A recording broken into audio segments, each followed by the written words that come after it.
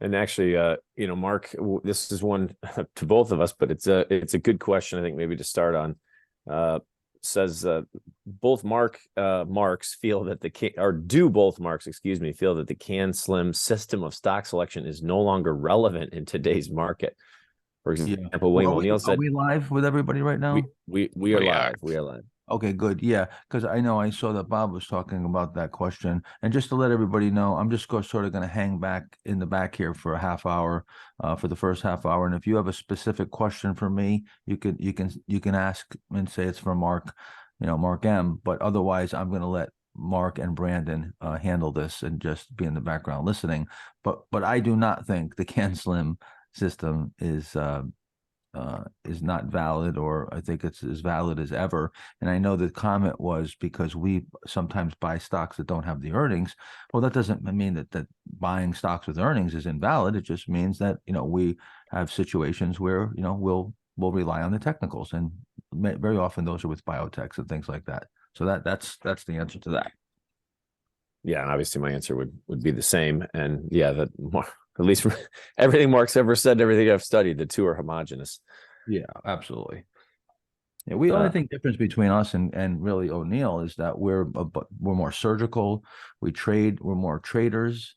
We've developed some other entry techniques, and once again that are more more refined when you're looking at them on a more granular level. But other than that, we're very, very much it's homogenous.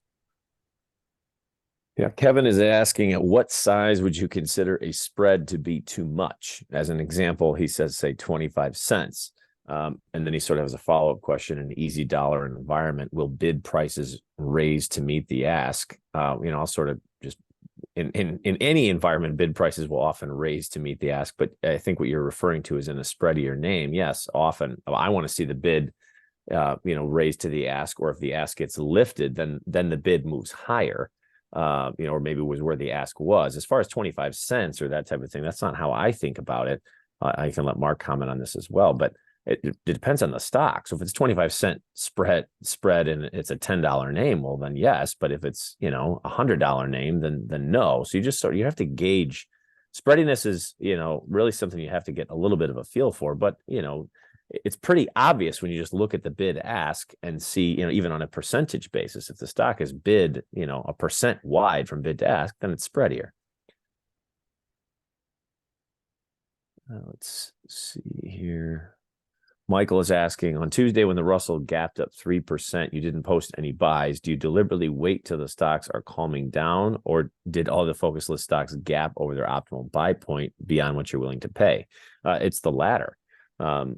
If you looked at, say, the focus list, we had a number of names. Now there was a gap or two that didn't gap too much, that was potentially buyable. But as a general rule, I don't like to chase gaps. So that means if a stock gaps beyond the pivot, say more than 1% to 2%, I leave it alone. That's the sacrifice for discipline. And in this case, now as we pause, then you can see maybe those stocks pull back orderly. They'll give you subsequent buy points.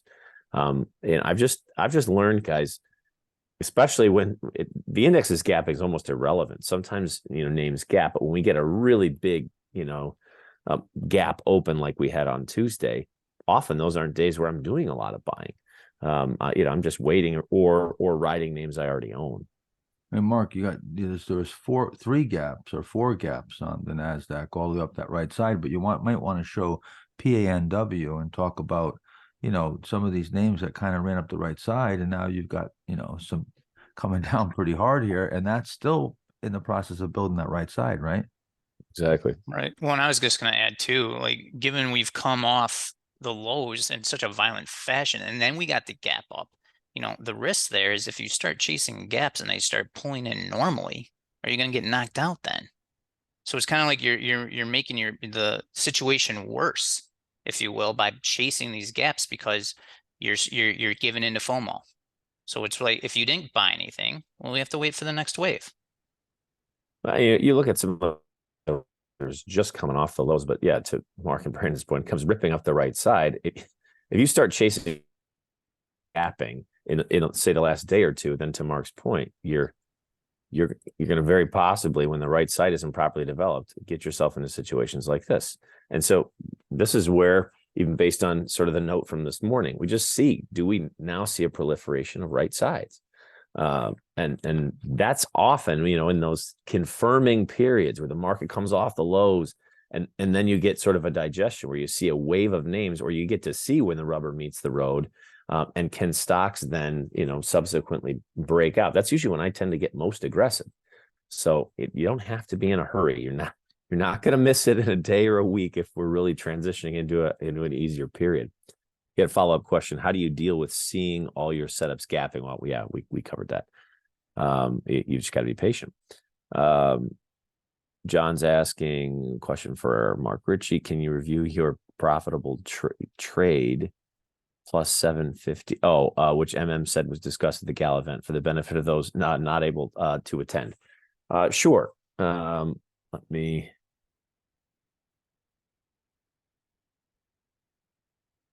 I have to just size this back to.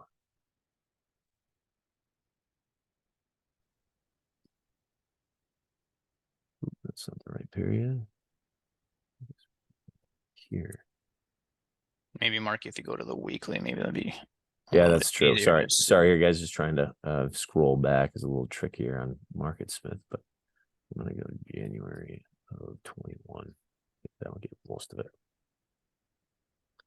Yeah, so yeah, we just highlighted this was a name that we traded, and we bought, here and here. It actually had bought a core position, I want to say, through this breakout here, traded out of some into this run, and sort of held 50-day break even or better, just sort of held in here, bought it back here, sold some here. Then you had this cup and handle that formed, and got even more aggressive buying here, and then just sort of sold. We had this all marked up, and then bought it again here, and then sold it into this run.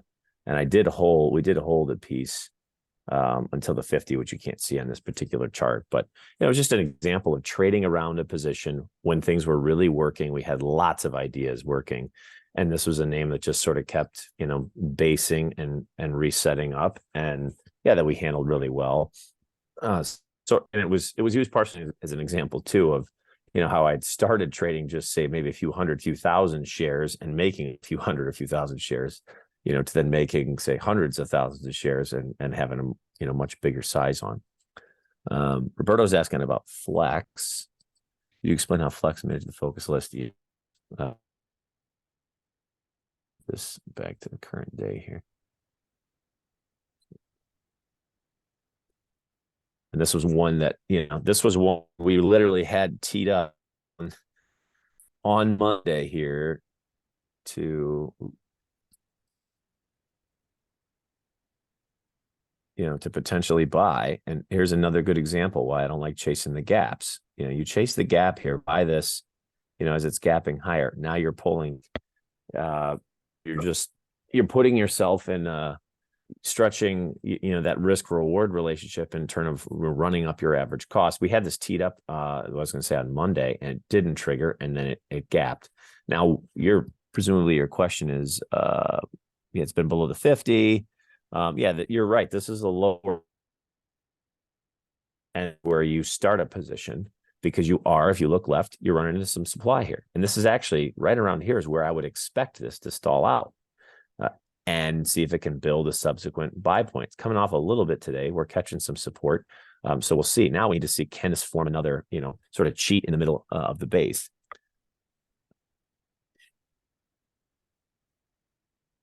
Kevin's asking about Casey. Started a position on Casey on 11.8. Could the action and the pivot be considered?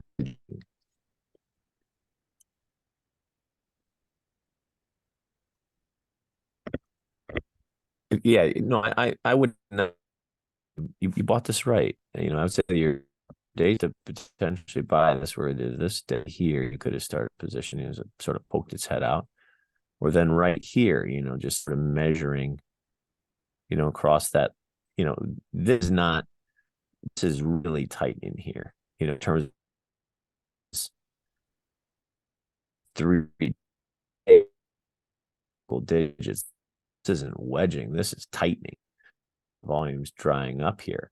Wedging is when it comes, now running up the right-hand side, you could argue, it's wedging higher a little bit, but just because you have a few subsequent higher highs in here, I wouldn't consider that wedging. This was a Bible pivot. This was on Bylert. I can't remember if it made Big Cut Alert or not, but this was Bible right through there. Put your stop, somewhere, maybe a combination of this low or these lows if you want to be really tight. And yeah, I think you handled it well. And I think it looks a little bit like it's wedging just because it didn't really come out strong right away, but it's kind of leaked out and rallied. Obviously the price action is good. It's making higher highs. But yeah, watch it right here in the 284 area. It should put in a handle and then hopefully resume. I see he's asking a follow-up. Is it now setting up a follow-up buy point? Sorry, missed that. Potentially, it's just a little too early. So yeah, where I would, like Brandon was saying, do we get some type of a handle, or maybe you get a pullback? This is where I would watch to see, do we get some type of a pullback by maybe even back to the breakout, like this, where you get a good close, and then and you look to add to the name as it comes through here, or maybe you just set up some type of a handle like this. You look to add to the name as it comes out, through something like that. Let's see. Tanya's saying hi, Brandon. Hi, Tanya. Hey, Tanya. No question there. With respect to progressive exposure, this is from Ed. What's your thought process on how to progressively expose while down on the year and trying to chip back to even? Well, there's no difference. I might be a little bit more conservative, but I'm not going to change, in terms of progressively exposing just because I'm down or up. I might start a little bit more cautious, so as not to dig myself a bigger hole. And then he says, for example, if you bank some gains on a trade, do you simply take the next position risking less than what you banked on the last trade to guarantee a net chip up over 2 trades? No, that's not how I think about it. In fact, yeah, I'm not going to be, I want to be more aggressive, not less, regardless.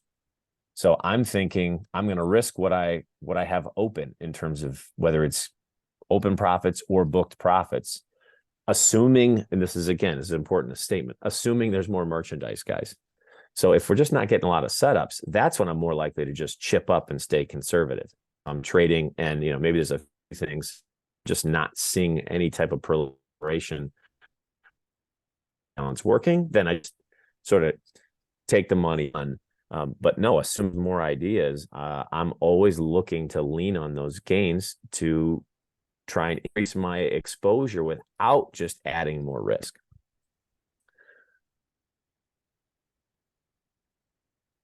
Let's see, from Asuka is asking, hello, Mark and Brandon, did PDD fail its tennis ball action on 1031?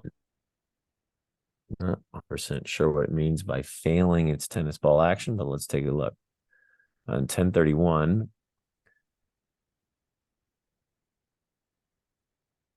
this is just a situation. We talked about this a little bit on Monday as well, where you sort of had this cup and handle, and if you look at this on the weekly, you can see it a little clearer. This base put in a pretty nice cup and handle, and then came out right here. Back to the day here. And my market's moving slow for some reason. On this day right here. Now, it did come back to undercut the breakout. You're right. Now, this was also when the market was quite weak, but it did snap back. So I don't know, to me, tennis ball action just means, does the stock come back in a high ground relatively quick? This stock just sort of a whole new, you can call this a cap. Yeah, a little small base on top of this other base. And yeah, if you had bought here, and your stop was here, you should, or even lower, you should have still held in. And the stock's been a we talked about Monday how I thought it might try and go and then or need more time. Well, it gapped yesterday. Now it pulled back. It's trying to fill that gap. but it does look strong. To get on board this, I talked about the other day, it may need to pull back more before putting in a tighter right side, or it may just go. But if you bought this breakout, I would have tried to stick with your stop, and I think it's acting pretty well. It's just a little bit volatile. Let's see, could you value the CBAY on asking to evaluate? I will be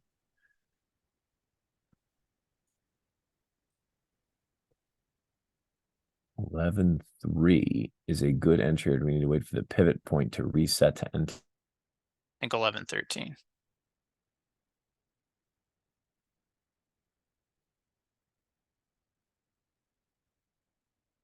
Are you there, Marky?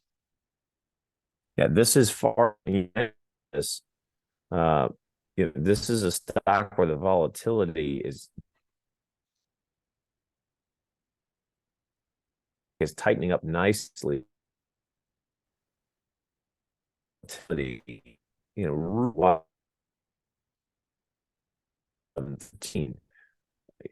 you going to push?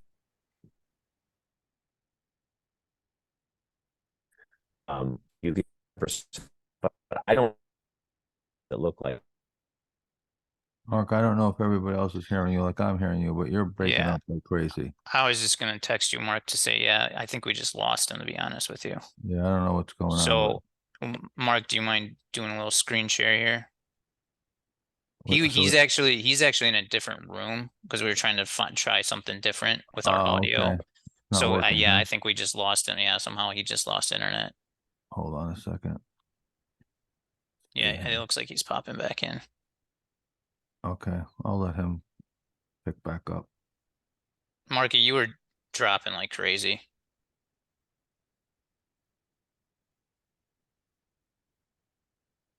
While he's setting up, I'll just say that I know there's some questions about the pullback in Ollie and something like a URBN.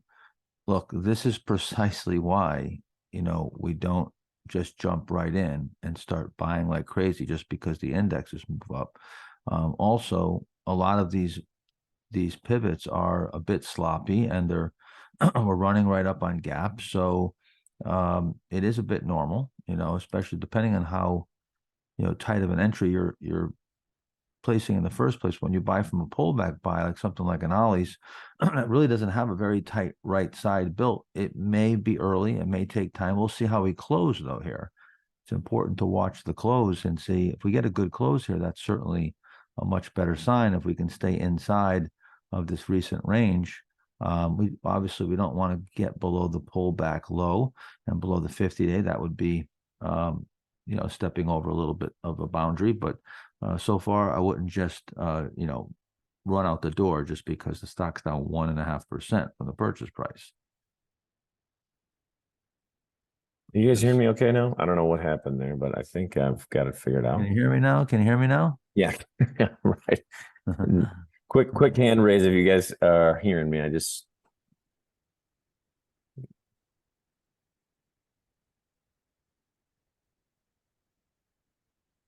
Okay, we look good. All right, good. Hazim's asking about TRIN.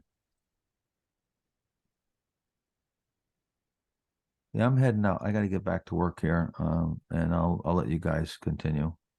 Okay, thanks, Mark. Okay, I'll talk to you. Mark. Why don't you go ahead? You cut out on that. Oh, apparently CBAY was where I was cutting out on. Yeah, as I was saying before, and I'm not sure where I cut out. If you look here, this was setting up really nice here. Once this volatility widened here, I don't want to buy it as it's coming back through, and I don't buy right sides that sort of have this, widening look to them. If I was going to buy a name like this now, because this looks a little bit, sort of like one of those Hardaway crossovers or sort of slingshot where you undercut the low of a pivot and then you just, take off to the upside.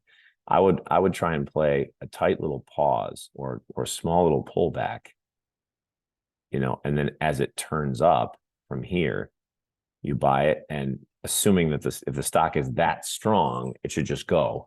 But this just looks too volatile for me. Now taking a look at TRIN. Yeah, I like what you're looking at here in terms of the right side. And it's tightening up. It is a financial, looks a little laggardy, 90, relative strength. So, in terms of the group doesn't rank as high. But just looking at the pivot, if this stays tight, yeah, I think you can try this above 1476 area. You are running into some supply here to the left, but it's not, as a percentage, not too much. Also asking about IMGN.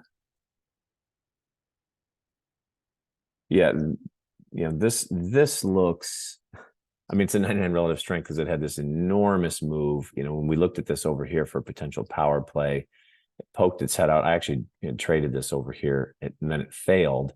Now, yeah, I don't particularly like the look at this at all. This, you're running into a decent amount of supply on the left, and the stock's really just, this almost looks like it might roll over here.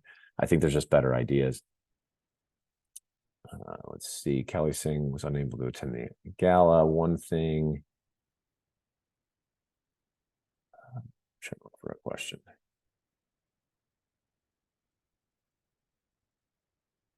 Sorry.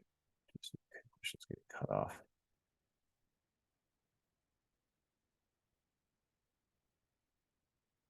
Oh, I see. The question was, from the high performers in the USIC in such a tough environment, would you be able to summarize them in a few sentences? Let's see. They're trading shorter term, really disciplined in terms of, risk management. And I enjoyed that panel as well, because I think the one thing they all, had in common was, not just that they're shorter term, that they're obsessed about risk. And thinking about keeping the risk reward relationship intact. I don't know, Brandon, any color you want to add in terms of, that session? And I would all the sessions were great, guys, but it's always great to hear from folks that are doing well. And it's always amazing to me how, they tend to say and emphasize and share the same things. Yeah, I think one thing that really stuck out with me was just how, they talked about their analytics, and getting concentrated, as well. I think Renee, though, was the one that was, she had kind of had the realization, she needed to trade, how small could she get and just turn over the edge. So it's kind of like you had two sides of the coin, if you will. One being concentrated and trying to get leveraged in a position and take the quick gain, or Renee's approach was, how can I get as small as I can, and then how many times do I need to turn it over? Yeah, that was a good point. I do remember her saying it was using that same analogy we talk about. If you have a coin, and you make more, say, on heads than you do on tails, and the goal becomes, how many times can I turn the coin over? I think she's done a really good job of that, and just putting that into practice. Mark saying, could you go over the meta trade from Monday the 13th? It looks like there was a pivot formed around 11.2. Yeah, we talked about this, and this is one where, for those who'd said, were we chasing the name? Well, in terms of, this is a situation where if the money's going to rotate to the mega caps, this is not the perfect right side, but that's where sometimes you can use a percentage stop and just say, is the risk acceptable, especially if that's where, we're going to see it, this sort of continued money just rotating to those, Magnificent Seven type names. He's asking about, was there a pivot on 11.2? Yeah, I see what this is really, again, sort of short right here. But, yes, could you trade through that? Certainly. If you're going to be really tight on a name like this, you're far more likely to get stopped out. So you have to use some type of a blend of a technical and a percentage stop. And normally, I don't do a lot of just percentage stops in a stock I want to own. That's just not something I generally do if the right side doesn't look good. But sometimes, there are situations where, maybe the right side isn't perfect, or you want to give the stock a little bit of room or start a position that way, and I will. And I think this is a decent example of something like that. Matthew's asking about ITT. Bought it on 11.10 as it crossed above 102. Yep, I like that entry. So you bought it right here. Then had a shakeout on 1019 and 11.1. Can you set a short pivot after earnings? Can you rate this buy? Yeah, this was a little short. Like you said, the stock come right off on the earnings. And this was sort of like that example before where you just get a really short little pause here. And I do like how the volume really sort of dried up in these couple of tight days. And then you came right out through this. It's short. And this is how, if I was going to play this is exactly how I would have done it. I would have bought it where you bought it, and I would have put my stop right here, because if this is really strong, I'm expecting this name just to go. And if you measure, you're at about 3%. That's very acceptable. Now, up here, I'll probably be even peeling half off because I'm at a multiple of my initial risk, and the stock is getting quite extended. But it's really acting well. It's acting strong. So no, I think that was a good buy, and utilizing the techniques that you're learning here. A really good example.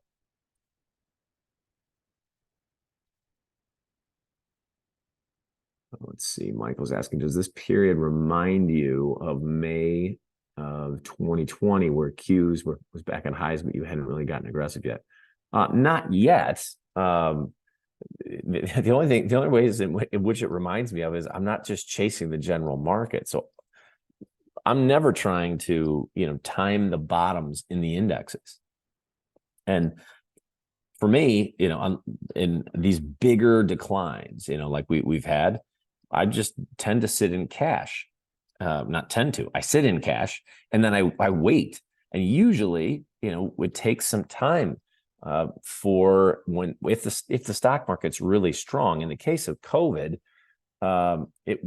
we had a follow through day, I want to say it was April 6th or early April, bought a few things in and around there, but it wasn't for another couple of weeks that then we saw sort of multiple waves of ideas. And that's when I really got aggressive. So it will remind me more of COVID if in, say days to weeks, we get multiple waves of setups.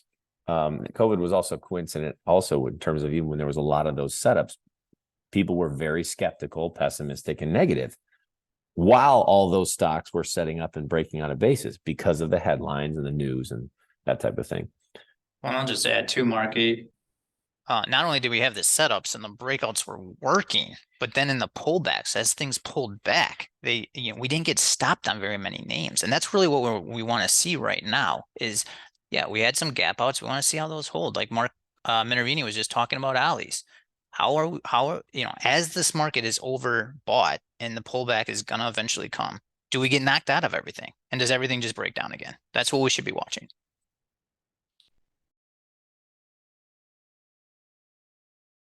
And John asked, did I cut my hair yet? No, John, I did not. Yeah, I don't know that Brandon's cutting his hair, at least like mine for a long time. So let's see, where were we? I lost my place in the question. So give me a second here. Are the bases for USM and TDS too long now, or are these still playable if they tighten up? That's from Mike. Yeah, it's not that they're too long. I just like to see them tighten up. I do like, both of these had this really abbreviated, this is really too short to be a power play, but if you were really aggressive, you could have tried. I know we had a few members asking about playing this through here, back in the summer. Yeah, now it's just setting up a base. I'd like to see it tighten up on the right side. And I think TTM or TDS, looks similar. Yeah, I'd like to see this actually set up, more into this 20 area, something like this, where you get a pivot that sets up.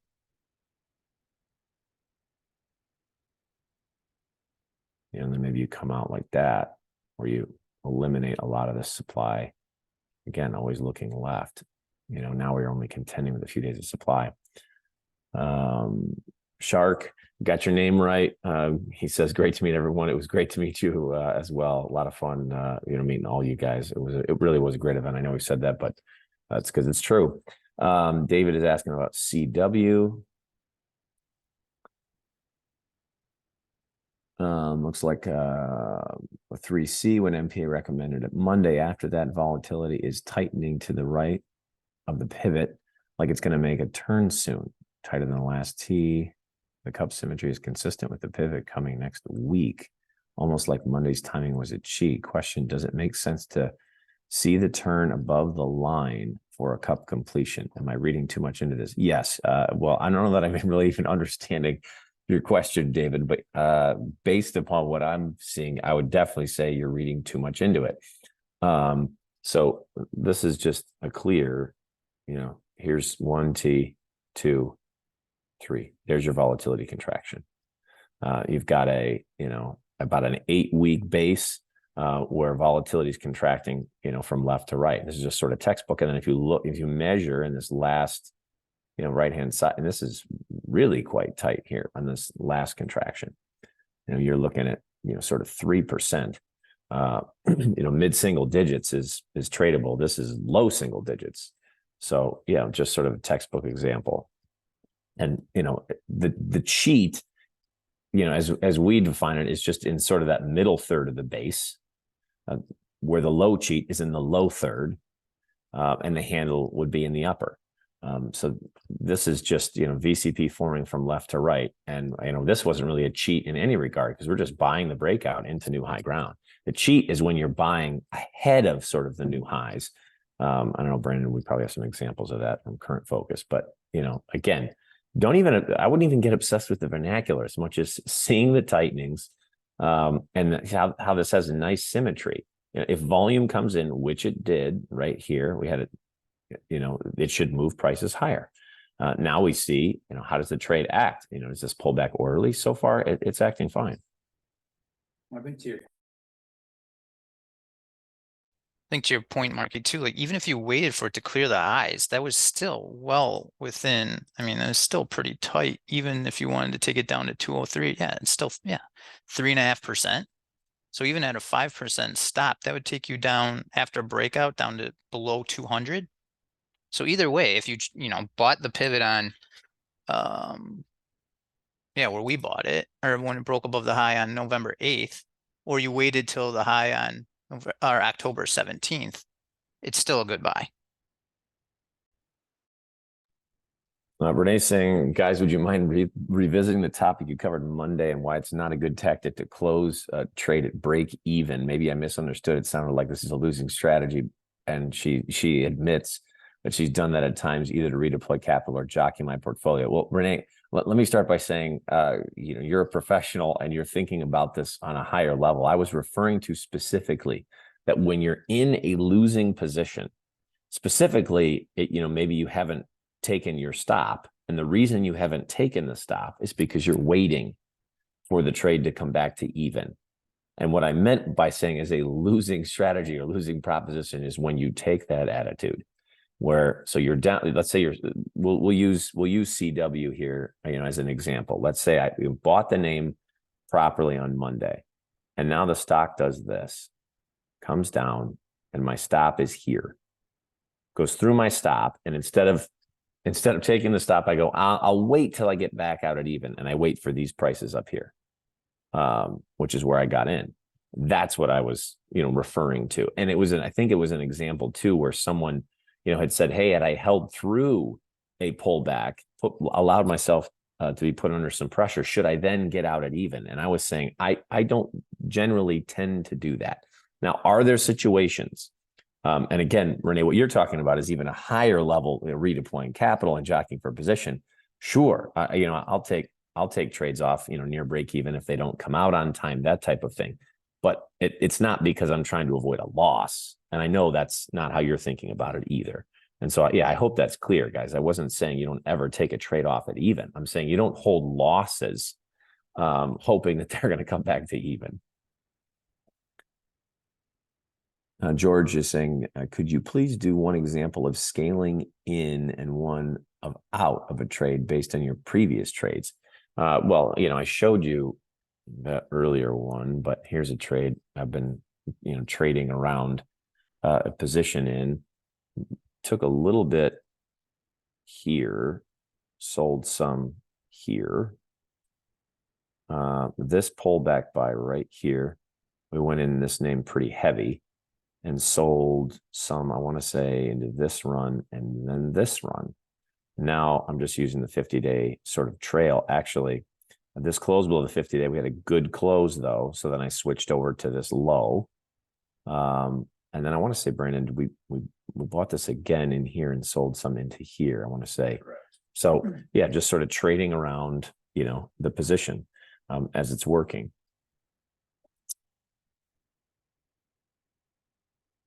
Senior Engine is asking, how do you define recent market action? I see a lot of gap ups earlier this week. Well, we already talked about that. Yeah, right now, you know, we're in a situation where the market has worked off a really oversold condition. You know, there's a few things that are working, and as you said, a lot, you know, decent amount of gaps. I'm not fully invested. I haven't been too aggressive at this point. I'm looking to see in terms of the trades I've put on, can I get some traction? So it's the same every time. You're just gauging, you know, how are the stocks you're trading acting? If you've bought a few names and you're getting no traction, it doesn't make sense to double up.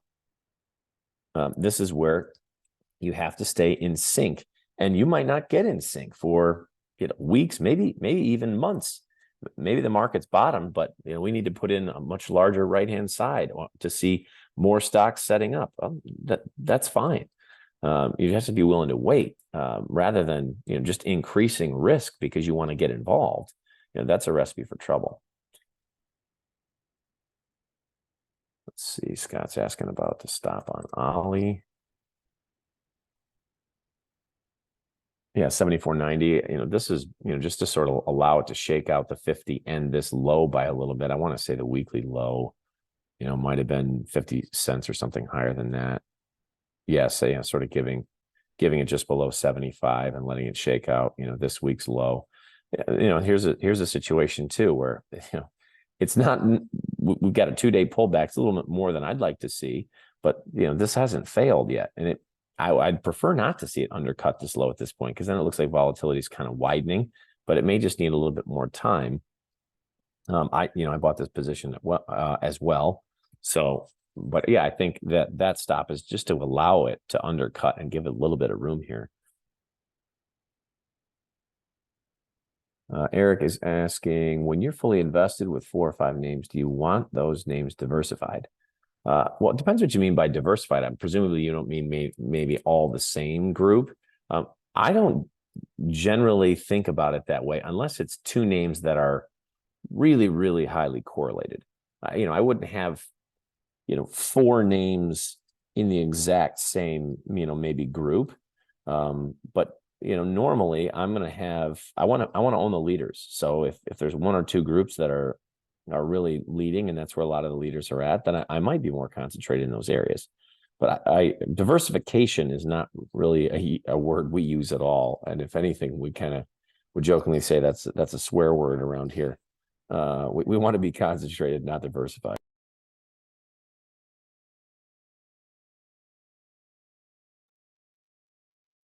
And that was speaking for Brandon and myself, but I think Mark has also referred to it sometimes as diversification, because you wind up just diversifying. You know, diversification, just to add, is really this idea of, you know, so people don't have to do individual like trade and stock and risk management and do their homework. So they just buy this large basket, which, you know, tends to go up usually less than the averages on the way up, and often even it really hurts you on both sides, because you don't outperform on the way up, and then, you know, a majority of the stocks follow the average anyway, and then you underperform on the way down. So, yeah, we don't really think along those lines at all. Andrew's asking, for names like Urban and Ollie that experienced significant pullback today, would the setup be considered as improved if they were to return to their breakout levels of 36.15 and 81.25 within 1 to 2 days, respectively? Well, they're not set up right now. You're already in the trade. So yeah, both these names are coming under a little bit of pressure, but it's not a reason to just, you know, punt the situation at this point. And so I'm not 100% sure with what you're asking. Look, the best situations just get away from you. So if we're talking about the trade, you know, this is not ideal. Now we need to see, can we get some kind of a reversal recovery? In the case of Urban, this may set up a whole, another right-hand side where you could potentially add to the name. I would not be buying, though, if they return back to breakout levels, if that's what you're referring to, or the idea that, let's say this stock just comes back up through the pivot. Has it improved? No, not necessarily. I'd like to see it, maybe it does something like this where, it needs several days, and sometimes these reversal recoveries, 3 to 7 or 2 to 7 days is often what we say. You get something like this.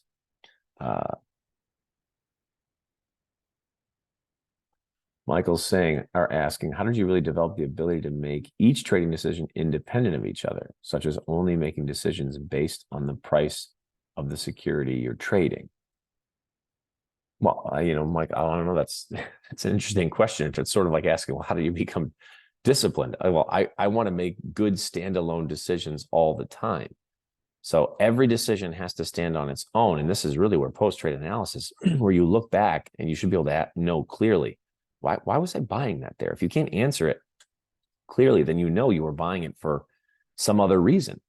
If it doesn't look anything like, the examples in the Master Trader program, in the workbooks or in Mark's books, or the things we talk about here, then you're obviously not, making trading decisions that are independent of each other. You're, maybe giving into FOMO or just buying something because you heard a story.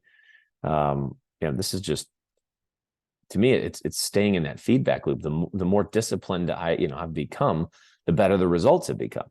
So, and when I break that discipline, the results don't bear out. So if I had good results and just wildly shooting from the hip and trading, things that, were, just random, then why have a process at all? The reality is I don't have any success based upon that. So again, it's a little bit of a chicken and the egg here, but I go, this is where the more you dig into your trading, and Brandon's comment too, in terms of every single person on the panel over the weekend was talking, with a deep knowledge of their own trading and the analytics, and knowing the truth about, where their edge really is. Well, that's how I got there. And sort of being obsessed more about process, over time. And I'll just add to Marky. It's important to just have a plan in place before you make any trades. If you have a plan in place and you stick to that plan, then it takes all the guesswork out of it. And then if you focus on, you have your plan in the morning, you know what you're going to do, you tune out all the other noise. It doesn't matter, because all you do is trade your plan. So that's going to be, where it keeps you kind of making sound decisions, because you've come up with those decisions when you're not emotionally involved in it, if that makes sense. See, Dan is asking, what happens to silver if Bank of America fails? Dan, I don't even know that I know what that question means or is referring to. And I don't have to know. The reality is, whatever happens to silver or Bank of America, I don't generally trade silver. But if I do, it's because it sets up and meets my criteria. So, having an opinion that if this happens, then that's going to happen. And, all these complex, second and third derivative macro situations, I just think most of that is for the birds. Listen, and if that's how you want to make money, that's not what we do here. That's, somebody else's, approach or strategy. We look for stocks that are setting up, coming out of, solid pivot points and consolidations and bases. And we manage the risk reward relationship.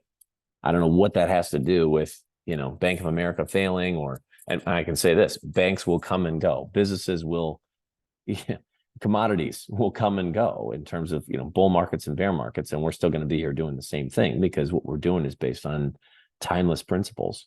And for those of you guys who were with us over the weekend, Mark was showing charts back to the 1890s, same bases, same ideas, over and over again. And it's going to be happening long after we're all dead and gone.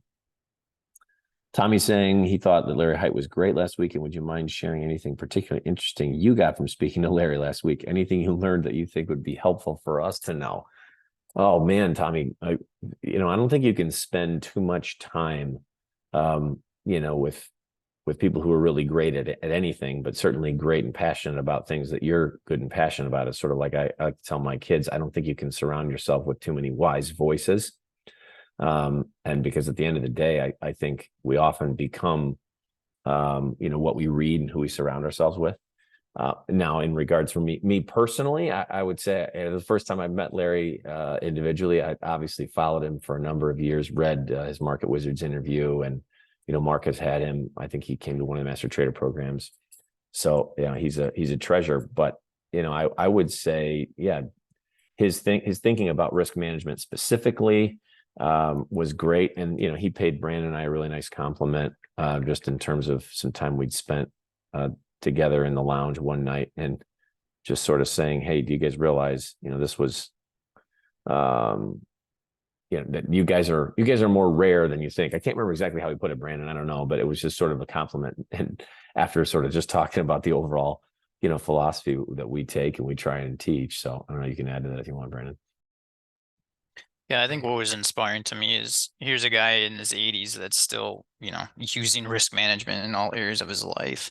And the other thing too is just this idea of like, we don't have to be in a hurry to make money. If you stick to a good sound process, the money will come. I'll add one other thing too. I did ask Larry, I said, when at what age did you decide to retire? And he said, Mark, I didn't. He said, I decided I didn't want to manage other people's money, but to Brandon's point, I'm doing the same things I was doing, all those years ago, and in terms of, just taking small positions and managing the risk, and using stops. Michael's asking about ARM. This is one I don't have. I have this on sort of an IPO primary base watch. Seems like, he's sort of saying it seems like it's forming a clean IPO base. I don't know if I would call it a clean IPO base, and I definitely don't like this overhead to the left, which you're definitely contending with now. If this were to tighten up here, I think it'd be tradable. Something like this. I do like the group. Semis have been strong, and I think if this rally persists, they're probably going to continue to be strong. So maybe we get something, a more developed right-hand side that you can trade through. But, again, look left.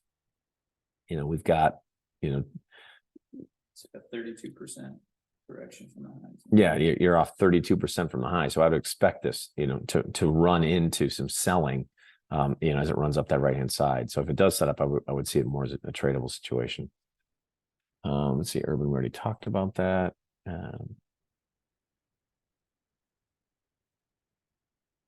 Richard is saying, follow to an earlier question, would it be accurate to say being surgical means potentially purchasing well before a pivot per the training, as long as the right side is built? I don't know that I necessarily know what that means, but the way I think about being surgical is just, the idea of being very precise. It doesn't mean that you're purchasing before a pivot. It means that you're using precise pivot points, and precise risk management techniques, and analyzing your trades. And if you look at where I see the getting surgical, and I think that was originally a compliment given to Mark by Pradeep Bond of Stockbee, saying that he takes his risk management surgical, meaning he studies every trade. He understands all the analytics. He has a Dharma curve and the RBAF tool. And I can promise you this, there's nobody more surgical when it comes to risk management and understanding the truth about and the guts and stats about your actual trading than what we teach here and what's available on this platform. I'm willing to bet that nobody else is going to the levels that we are in terms of training or teaching and obsessing over that. Why? Because that's what good traders do. And for those of you who came to the gala, you saw that firsthand. Eric's saying, when you're invested in many names, do you get out of an existing holding that is working fine to buy a potentially better breakout? If it's working fine, no. The only time I'll consider that's another example, sort of jockeying for position, would be if, let's say I'm in a name and the train isn't coming in on schedule. There will be occasionally times where then I will get out of a name. Maybe I'm at a tiny gain, tiny loss, but the stock isn't doing what I expected. If I need the capital or I don't want to add more risk to buy a different breakout.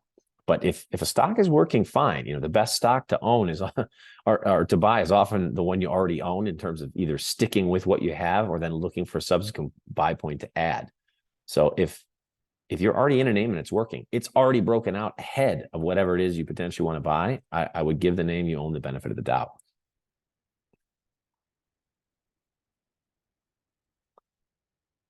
Let's see, follow up bid question from Kevin. Is it unrealistic to expect no spread? I'm hoping to avoid a large loss or any loss right off the bat with the spread. Well, I mean, there always has to be some spread, but sure. I mean, you can have penny spreads. So I don't know. That's not unrealistic. Kevin, I'm not sure that I'm understanding your question on spreads. Listen, the more spready the name is, the more you have to adjust your position size for potential liquidity, especially if you're trading size. It's that simple.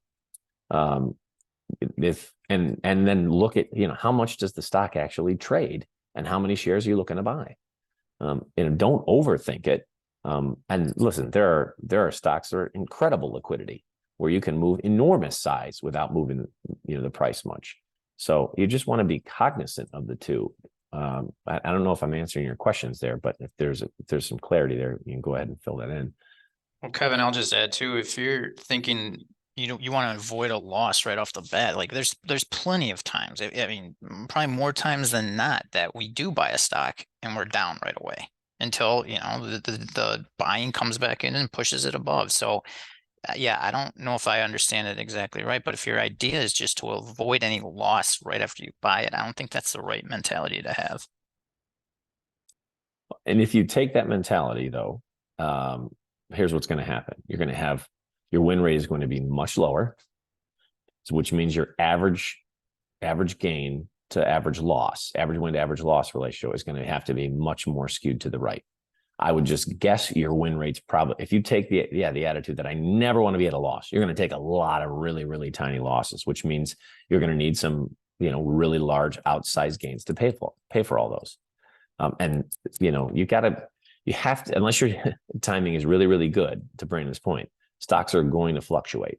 And so, my recommendation would be, just let the stock, don't sell it until it hits the stop or is doing anything abnormal. Let's see here, another question. We've covered Ollie's. Bob's just making some comments.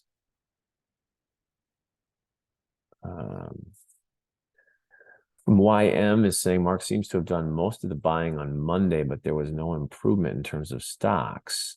Also, it doesn't seem like there was a quality setup compared to previous weeks. What am I missing? My question is why he entered stocks on Monday, which in my opinion does not seem to have improved in terms of the setup. Well, 2 weeks ago, there were no setups. And if you look at, say, GIII and GWRE, we're sitting at, we're open profits as of, a few days ago. So, but we weren't getting very aggressive. We're just buying a few more names but the list expanded. Coming into this week after doing the weekend work, we had more potential merchandise. We would have likely bought even a few more had we not had so many gaps on Tuesday.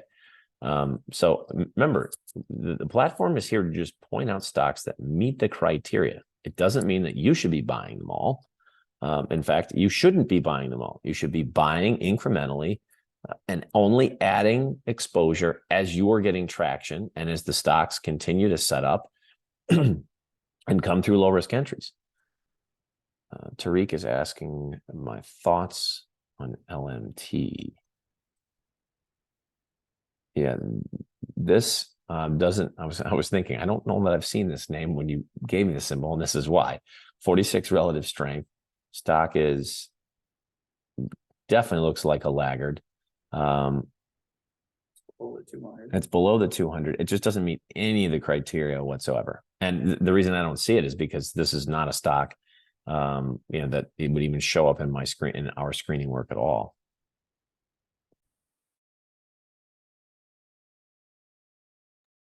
Let's see here.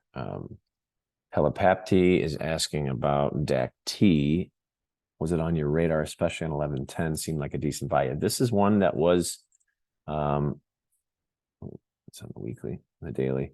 Yeah, when we batted this around, in terms of putting it on potential focus, as far as 11:10, yeah, this is your buy point right here. And we'd gotten a few questions on this as well. I think it was viable. It's lower priced, and in the environment we were in, just sort of didn't make the cut. But if you bought through here, you bought it right. Now you should be at least at probably a multiple of your initial risk. So it's a good eye, decent trade. Not a perfect base, but definitely tradable.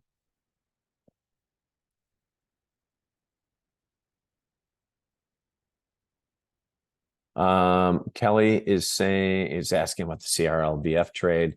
Yeah, it was a little bit of an early turn. It was coming out of a bigger base. It was asking, if that was sort of a violation of the rules. But and as I said before, when things are really working, I'm willing to play some early turns and those type of stuff.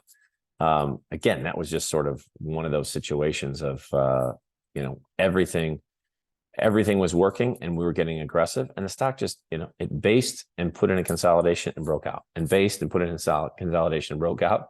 So, buying shares, leaking them out as it gets extended, sets up another base, you buy them back.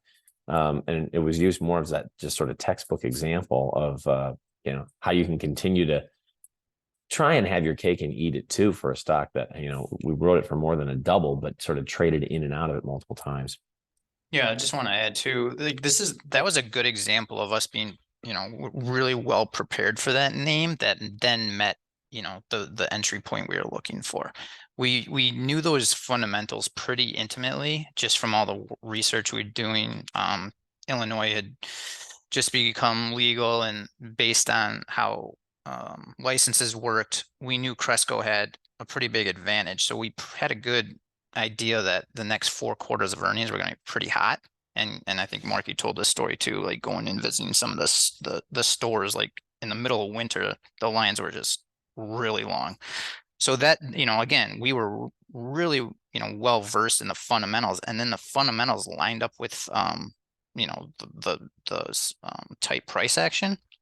We just kind of went, we took our shot, and we decided that, hey, as it's set up, we were going to continue to add to it as long as things were working. Well, I think the huge point there to make, Brandon's right in terms of the fundamentals was, but we just didn't trade a story. The chart set up, you had low risk entry points. I don't care about any of these stories. It's when they line up, and then the technicals, really give you low risk entry points. So yeah, to his point, we've been hearing about, that type of situation for a while. Then it finally set up. We took a small position, traded around it, and then we got more aggressive. And subsequently, again, as the chart and technicals were telling you, it was discounting that news. These stocks are a discounting mechanism in terms of thus future earnings and sales. And then when the chart broke down through the 50, we got out. I think the stock probably down at $1 again. I don't even know. We don't get married to the story. That's one just really important point I want everyone to understand. Love fundamentals, but if there's no technicals, never going to trade this situation. Tom's saying, would PDD be a potential pullback buy? That would be aggressive. If you're just talking about today, I do like, that it's trying to, sort of fill this gap, but pullback buy, this is just looks a little sloppy to me right now. There's no real right side here. If it went inside a day or two, you could maybe try it, but I wouldn't trade this, just sort of through today's bar, if that's what you're referring to. Tahitret is asking about SkyWest. Buying on 11/14 at 45. Could you grade the buy? Yeah, I think that's okay. This is a good buy. And this was one, we thought about, it had been up, you sort of came through, you bought, I'm guessing, through these highs here. Oops. We flagged it in a pullback buy too. So I don't know if we bought it down. Yeah, I think that's right. You sort of had the pullback buy trigger on this day. I drew that first line a little bit sloppy. And then you can buy more through the breakout. Let's see, what is the price proper technical max stop? Well, to me, if I'm buying this breakout here, I'm going to stop out, somewhere below this low, or a low and a shake out of the 50. Because that's sort of what 7-ish% or something like that. And this is where if you wanted to be aggressive, you could have started your position, maybe coming through, as this sort of completes this right-hand side here, you can start your position on this day, or excuse me, this next day here through this level, and then buy more through there. That's probably how I would have handled it if I was going to trade it. But the stock's acting pretty well. And you had a nice breakout on decent volume. Now you're pulling back to the breakout. This is where you want to see things get some support. You put the look forward feature in on Monalert and see, do we get more confirmations or violations? We'll just go a couple more minutes here since we had some issues with the internet earlier. Another question, Ollie already covered that.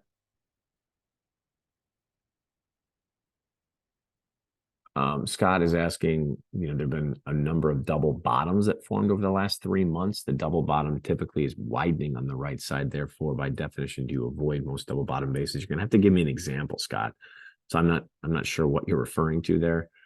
And people throw out terminologies like double bottoms or wedging and different, or wedges or triangle. Some of this isn't even vernacular I generally use. We do sometimes use that, but not the way a lot of sort of classical charting or other folks would use that terminology. Michael saying, would you ever put a sizable part of your portfolio in a China-based name? The risk of a massive gap against you is so high with them. Well, I don't know, not a small one maybe, but yeah, I've traded some of the Chinese names, and in some cases heavily. I've had big positions in Baidu or Alibaba or names like that. I do have this stock. I told you guys, this is a Chinese name, and we did have a little bit of a gap down. This was earnings. Bought this right when it was put on breakout alert right here with the platform. So, and here pulling back to the breakout, now catching some support. I'd like to see, can we get some more constructive action here? I may look to add to the name. But no, certainly we'll trade the Chinese names. Where I would be a little bit more cautious is maybe, a really small name with no earnings that, is not widely followed, because you do have to be a little bit suspect of some of the, the accounting and those types of things with those names, as there's been a number of frauds and those types of things over the years.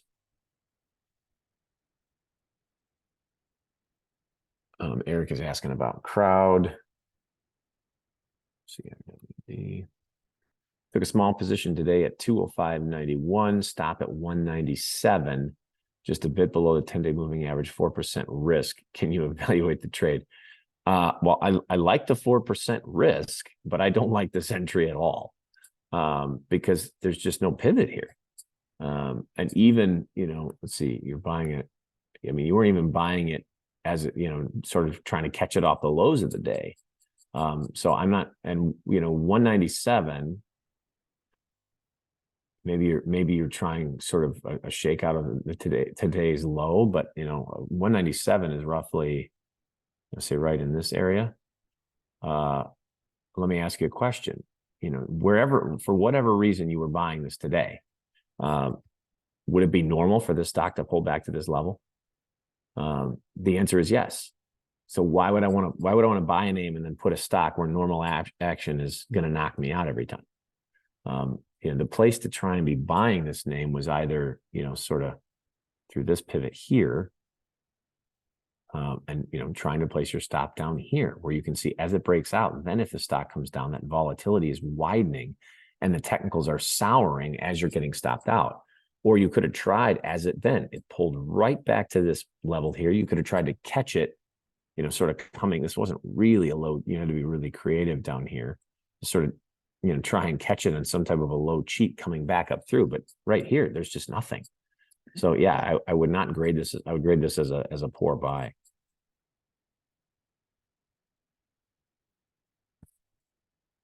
We'll do one or two more here. Question in two stocks from James is asking about Coin. Would 11.3 be considered a pullback buy? I think I know what you're. Excuse me, 11.13. Yes, this is actually one I was sort of looking at myself. It's a little bit sloppy. because, you know, I don't like this left. You're definitely running into supply here. You're running into this decline here in terms of supply. You know, and those of you guys who are aware, this is sort of the, you know, the crypto play, and, you know, crypto sort of started to heat up again. But this is an example of how I would play a situation like this if I was going to, where, yeah, you catch support, you buy on the subsequent day through this high, you can put your stop at a low or sort of a shakeout through that low, and now you're in the position. A little bit more creative, but if I was going to play something like this, that's how I would try and do it. I did not. I'd like to see this set up more of a right-hand side, and then I'll look to, you know, establish a position. MDB was the other one you were asking about. Did Mark execute a pullback buy on 7-Eleven after his initial buy on 628? And presumably, yeah, I was buying here. I'll have to double check. Did we add to this here, Brandon? I think we might have. And this was exactly where you would have expected it to get some support. It did, and then it subsequently failed. But yes, these were sort of your here, you know, you had a buy point here. If you missed this, you know, the one thing this was right around the same price. So if you didn't buy it, you could have either bought the name, yeah, subsequently here as it was following through in this pullback buy. Rupesh is saying, could you please share the mindset presentation from the Gal event? I'm not sure that we're going to be sharing any of the sessions from the Gal event, but you know, you can reach out to Bob and ask about that. Renee's saying she loves Brandon's hair. I'm insulted by that, Renee, and that he should keep it long. And we'll do a last one here. Purchased MMYT last Friday. Do you think my purchase was correct, or is the size of the base a bit too small for Minware? This was a name that I wanted to get back on myself. I actually bought a little bit here.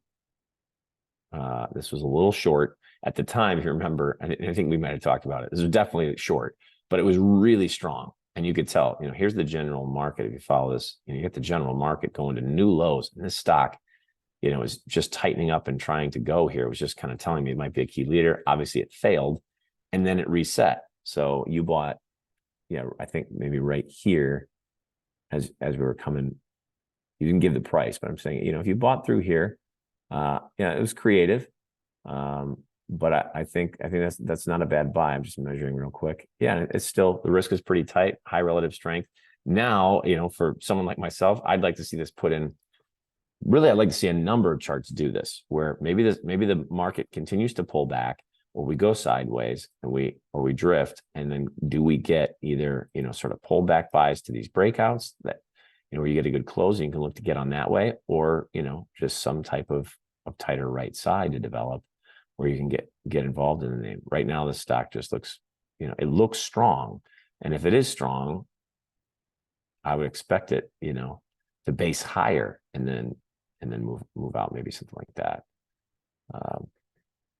So, all right, guys, we've been going just over an hour. Thanks for all the questions. I know we didn't get to everybody, but as always, just save those for next time, and we will get to them. Listen, this is the time to, you know, be keeping a close eye on the stocks you own, stocks on focus, and then, you know, can we start to see things hold on balance and get more ideas?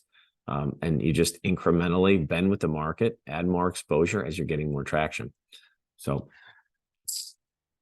Everybody have yourselves a really good Thursday, and, you know, we'll be again back in the training room on Monday for Q&A, and monitor the platform for updates. See you next week.